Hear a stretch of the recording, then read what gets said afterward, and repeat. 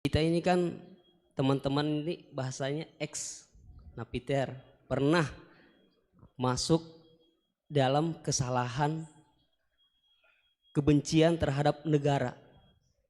Bahkan di antara kita ini ingin membentuk negara sendiri. Ya kan? Apalagi kami yang dari Poso terutama MIT Mujahidin Indonesia Timur itu pengen bentuk komunitas bahkan negara di Poso. Gitu loh. Artinya ada kebencian-kebencian. Nah, bagaimana? Karena kami dulunya punya doktrin negara ini negara yang togut, gitu loh. Negara kafir yang wajib untuk kita perangi, kita musuhi, dan orang-orang yang berkepentingan kita, pokoknya kita basmi lah sampai tegak negara ini, negara Islam versi kami saat itu. Nah, mungkin ada pesan atau ujangan nasihat untuk kami ini untuk semakin kuat, ataupun ada kisah-kisah ataupun ayat-ayat yang menjelaskan bagaimana kita itu harus sungguh-sungguh mencintai negara kita yang kita cintai ini. Kemudian yang kedua Pak Kiai, terkait masalah ihsan ini seperti apa? Karena mahwal Islam, mahwal iman. Nah, ihsan ini kita mungkin yang belum terlalu kami pahami. Apa itu ihsan yang kata Nabi, anta'budullaha ka'annaka tarahu fa illam takun tarahu fa innahu yarak. Mungkin ada penjelasannya Pak Kiai, Gus. Mungkin hanya ini yang dapat saya sampaikan. Assalamualaikum warahmatullahi wabarakatuh. Memang orang sana kalau baca Imran, apa Imron gitu. Dari sana Bugis Imran, jadi orang sana nggak pakai ro. Kalau orang ro, jadi pakai ra. Kalau ainnya? Ain pakai ain. Berarti apa? Imron gitu. Ya kalau sana tulisan KTP Imran. Imran. Apa bacanya orang-orang Sulawesi? Apa? Imran. Imran. Bismillahirrahmanirrahim. Ya yang rileks saja ya. Saya pernah ketemu orang yang pakaiannya itu enggak, mungkin kalau orang syariat bilang enggak syar'i lah, pakai pakaian yang tidak syar'i. Tapi dia muslimah, dia ke masjid. Saya ditanya sama seseorang, Gus kok sama orang gitu mau bertemu gitu. Karena terus saya bilang kenapa? Dia pakaiannya enggak islami gitu. Oke, dia tidak pakaian Islami itu nyata, tapi dia ke masjid itu Islami, tetap sholat itu Islami. Ketika dia ingin sholat dan tetap sholatnya pakai takbir, pakai rukuk, pakai sujud itu Islami. Wong setelah di masjid ya pakai mukena, pakai. Kalau sama-sama nyata, Anda kan boleh ngingat sama-sama yang fakta. Gitu. Dia punya kesalahan dalam berpakaian, dia punya kebenaran dalam sujud, dalam rukuk, dalam ibadah. Dan itu tradisi Quran. Quran ya cerita fama ya'mal mithqala dzarratin khairan yarah wa may ya'mal mithqala dzarratin syarran yarah. Apa susahnya sih ingat dua-dua sisi itu? Sama bernegara atau bertetangga. Kita bayangkan jangan bernegara dulu, terlalu luas, bertetangga saja ukuran. Karena nanti sama, bernegara sama bertetangga itu hadisnya sama. Kita di kampung itu ya ada masjid dan orang-orang yang enggak sholat juga nyumbang masjid. Bahkan ada yang nyumbang masjid banyak terus tidak sholat karena keramik saya sudah sholat katanya. Saya pernah ketemu orang model gitu itu ya ada. Jadi tapi ada juga yang sholat terus tapi nggak pernah nyumbang masjid. Ya orang banyak. Intinya itu Allah itu punya tradisi, punya sunnatullah. Kebaikan ya dihitung, kejelekan juga dihitung. Dulu ketika Rasulullah SAW hidup bersama komunitas yang majmu', itu sebetulnya permintaannya Nabi jangan halangi kami saat mau beribadah.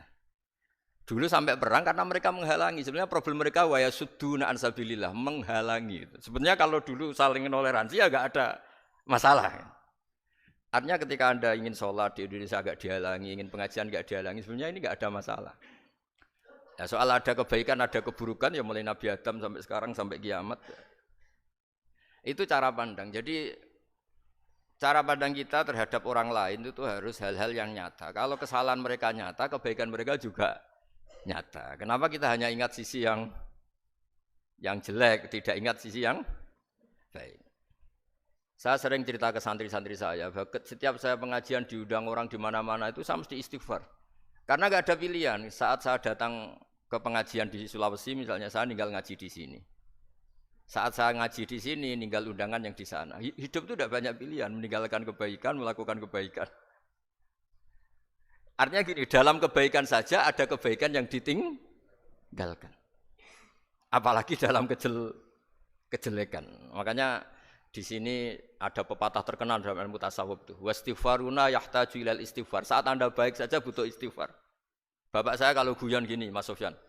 Ada imam istiqomah jadi imam masjid sampai tua sampai batuk-batuk. Itu bagus istiqomah. Tapi itu masalah kata Bapak. Akhirnya enggak kaderisasi katanya. Itu istiqomah apa enggak mau diganti orang lain katanya. Ada kiai dai di mana-mana. Itu mesti orang muji, oh itu dai di mana-mana, laris enggak pernah di rumah. Pondoknya pasti bubar itu karena ditinggal. Jadi kebaikan seperti ada orang sering sowan kiai. Wah itu malah lebih masalah lagi kan. Kadang kiainya pas istirahat, yang disalamkan template uang jatah susu anaknya. Hari itu waya tagihan malah lari sowan kiai. Dan harusnya di rumah ada fardu ain tagihan listrik entah apa. Jadi makanya di hikam itu terkenal kata-kata manusia itu siapa? Manusia itu mangkanat mahasinuhu masawiyah fakih falatakunu masawihi masawiyah. Manusia itu orang ketika baik saja salah, apalagi pas salah. Coba saya misalnya pidato begini, di atas panggung saya orang alim pidato nasihati orang. Di saat yang sama seperti yang tanya Mas Wildan tadi ada agak sopannya. Di situ ada mungkin orang yang lebih sepuh timbang saya. Masa lebih muda kok di atas? Yang di bawah lebih tua? Ada enggak sopannya? Mau enggak pidato disuruh, mau di atas disuruh, enggak sopan sama yang. Tapi misalnya yang paling sepuh pidato enggak pernah ngaji kok pidato terus gimana? Artinya ketika kita baik saja ada salahnya, apalagi pas salah.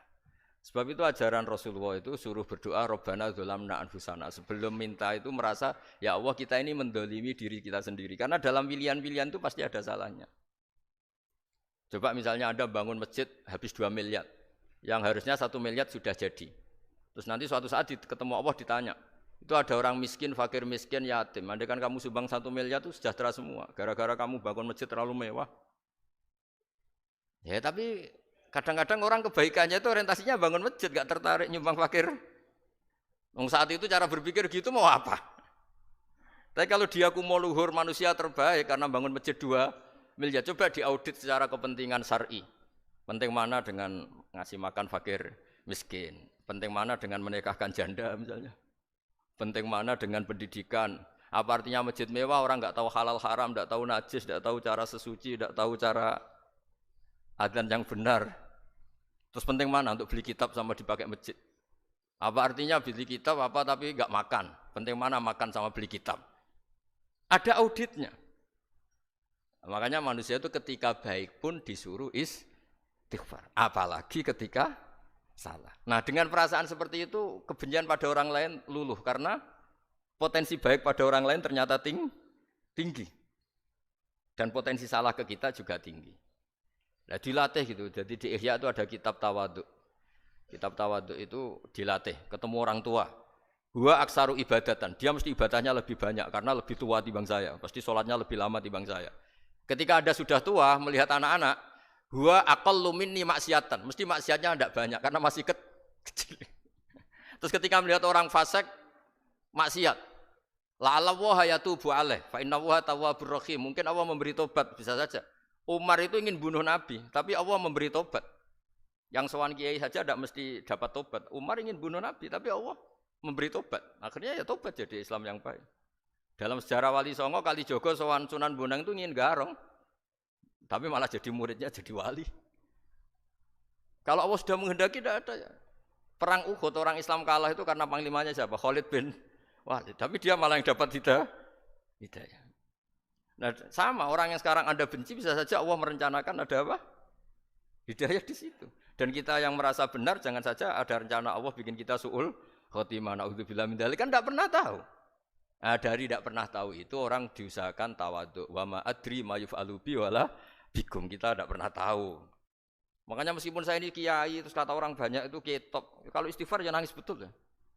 Cuma kan nggak perlu di depan umum. Nanti dia ke penampilan kan ribet kan nanti. Sudah nangis nggak ikhlas, kan nggak mutu. Ya gitu ya. Yang Mas Wildan tadi apa pertanyaannya diulang? Selain masalah akhlak tadi. Tentang bagaimana cara kita bersaudara tanpa memandang kepentingan duniawi. Nah, ya makanya tadi saya bilang bernegara itu pakai hadis, misalnya Nabi pernah ngendikan kamu itu punya 3 tetangga, yang satu punya 3 hak, yaitu dia tetangga kamu, dia seagama kamu, dia sesaudara kamu. Jadi ada 3 hubungan, seagama, sesaudara, dan tadi apa? Dia tetangga kamu, dia seagama dengan kamu, dia masih kerabat kamu. Terus ada tetangga yang punya 2 hak, yaitu dia tetanggamu seagama dengan kamu tapi tidak sekeluarga dengan kamu. Terus ada tetangga yang punya 1 hak, dia tidak keluarga kamu, dia tidak seagama dengan kamu tapi tetap punya hak karena itu tetangga kamu. Dan itu kata Nabi semuanya berhak kamu baikin karena ada hakul jar. Makanya dulu doa ada bil qabri itu ceritanya sederhana. Ada seorang perempuan Yahudiyah sowan Sayyidah Aisyah. Kalau sowan ya dikasih uang sama Sayyidah Aisyah. Padahal Yahudiyah. Ketika dikasih uang, terus si Yahudiyah tadi, semoga engkau diselamatkan dari siksa kubur. Zaman itu Sayyidah Aisyah belum dengar hadis tentang siksa kubur. Setelah Rasulullah datang, saya tadi diminta didoain, ya saya terima karena saya enggak percaya. Terus Nabi ngendikan itu benar adanya siksa kubur. Ketika komunitas Yahudi di Madinah itu puasa Asyura, Nabi coba tanyakan mereka, kenapa puasa Asyura? Padahal orang Yahudi. Oh, terus setelah ditanya, yaumun najjawahu fihi Musa, itu hari di mana Allah menyelamatkan Nabi Musa, kata orang Yahudi. Terus kata Rasulullah, nahnu ahaqqu bi Musa, saya juga berhak menghormati Musa. Kemudian Nabi puasa. Suatu saat lagi ada orang Yahudi datang, ya Rasulullah, ya Muhammad, manggilnya ya Abul Qasim karena orang Yahudi. Ya Abul Qasim, nanti nasib langit bumi ini di mana? Manusia yang sudah mati-mati di mana ketika bumi dihancurkan? Mayat-mayat yang sudah di kuburan di mana? Terus orang Yahudi tadi bilang, Inna woha wadu as-samawati ala dzih wal arodina ala dzih. Soalnya Allah itu bisa saja mengelola langit bumi yang sudah hancur gini-gini. Nabi itu tertawa-tawa. Dalam sebuah riwayat disebut hatta badat nawajidu. Tertawanya Nabi itu lepas sampai giginya kelihatan. Kata rawinya tasdiqan liqaulil khabri, karena Nabi membenarkan orang Yahudi tadi. Jadi intinya dalam banyak hal itu ya dicari kesamaan. Makanya kalau interaksi dengan kelompok lain kata Nabi la tusaddiquhum wa la tukadzibuhum. Kamu jangan mengiyakan juga jangan menolak. Kamu tolak jangan-jangan pas yang sama dengan ajaran kita. Kamu benarkan jangan-jangan yang tidak sama. Ya sudah, kalau enggak sependapat ya jangan ngambil sikap. Nah, itu juga yang dipraktikkan Rasulullah SAW. Nabi yaqumu lailatan yuraddidu hadil ayat.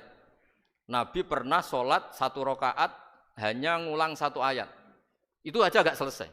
Yaitu ngulang-ulang ayat. Fa'aqulu kama qalal abdus sholeh in tu'adzibhum fa innahum ibaduk wa in taghfir lahum fa innaka antal azizul hakim. Pun Gusti kula nyerah. Semua ini hamba jenengan, monggo jenengan napakno sing duwe jenengan. Intinya itu ini wilayah jenengan, ndak wilayah saya. Nah, kadang-kadang kita sebagai manusia itu jumawa seakan-akan itu wilayah kita. Kita nyiksa terserah kita, mengampuni ya terserah kita. Padahal tidak milik kita. Dunia ini milik Allah Subhanahu wa taala. Makanya yang terakhir saya ijazahkan ijazah bapak. Bapak saya itu orang hafal Quran, alim tapi lucu, senengannya guyon. Kalau ngajarkan saya tauhid, tasawuf itu gampang. Hak, kamu punya tetangga, punya Innova. Terus kamu berpikir, kamu miskin berpikir, itu pajaknya aja berapa? Kalau apa itu bannya sudah halus itu gentinya kayak apa, kalau rusak kayak apa. Terus kata bapak, mau melok duwe kok mikir, udah ikut punya kok mikir.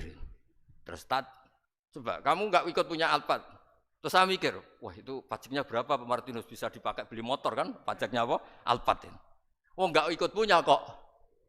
Nah, dunia itu rawekmu, mbok pikir lah apa ono sing duwe. Maksudnya itu, dunia itu milik Allah, apa kamu pikir itu milik yang punya gitu. Nah, itu yang dimaksud dalam ilmu tasawuf, da'it tadbir fama qoma bi ghairuk la tuqim bihi nafsak. Sudah kamu enggak usah ikut campur. Itu wilayahnya Allah gitu, karena wong enggak ikut punya kok ikut mikir. Anda benci orang, benci sekali karena dia tauhid misalnya. Jangan-jangan Allah punya rencana memberi hidayah dia. Atau Allah punya rencana dari dia keluar orang-orang Islam yang soleh. Makanya ketika Malakul Jibal, ya Rasulullah saya disuruh Allah terserah engkau. In syi'ta an udbiko alaihim al-akhshaban. Kalau engkau mau orang-orang yang mendustakan kamu saya hancurkan. Apa jawabannya Nabi? La, jangan. Bal arju ayyukhrijawah min aslabihim ma ya'budu wa la yusyriku bihi syai'an, itu di Bukhari. Enggak, bisa saja sekarang dia kafir, anak turunnya jadi Islam. Dan betul. Abu Jahal punya anak Ikrimah, Abu Lahab punya anak Darrah. Walid itu musuh besarnya Nabi, punya anak Khalid. Ya sudahlah, kita selalu berharap bahwa ini wilayahnya Allah. Sudah, kita berharap agama ini bagi yang selalu punya harapan. Limangkana yarjuwaha, orang yang selalu punya harapan. Kita berharap tambah hari tambah baik, tambah damai, tambah kondusif, tambah segalanya baik. Dan saya seperti ini juga ingin ikhlas dan akan selalu ikhlas. Ya saya sering bilang kalau pejabat mau sini itu sering tak ngel-ngel. Saya ini sudah ingin Indonesia itu baik itu tanpa diminta. Kalau diminta itu malah seakan-akan saya belum melakukan. Ini kan. Sudah saya lakukan kok baru diminta. Karena ini wilayah kita semua, artinya ingin baik itu keinginan kita semua. Status kita. Kata Sayyid Zabidi dalam kitab Ithaf, keinginan baik itu syakhsiyatuk wa haqiqatuk. Itu kamu sekali. Manusia itu kan kata Allah Ta'ala, saya pertama menciptakan manusia itu hunafa, orang yang berkeinginan baik. Baru digoda setan terus macam-macam. Jadi keinginan baik itu haqiqatuk wa syakhsiyatuk. Itu kamu sekali. Ingin baik itu kamu sekali. Itu status kamu katanya. Makanya orang preman kayak apa, mabuk kayak apa, ada orang kecelakaan, pikiran pertama itu nolong, itu yang normal. Soal ada kasus, pikiran pertama ngambil HP-nya itu 0,0%. Jadi pikiran pertama mesti nolong itu, karena itu syakhsiyatuk wa haqiqatuk. Nggih, ngoten mugi-mugi barokah sedanten. Assalamualaikum warahmatullahi wabarakatuh.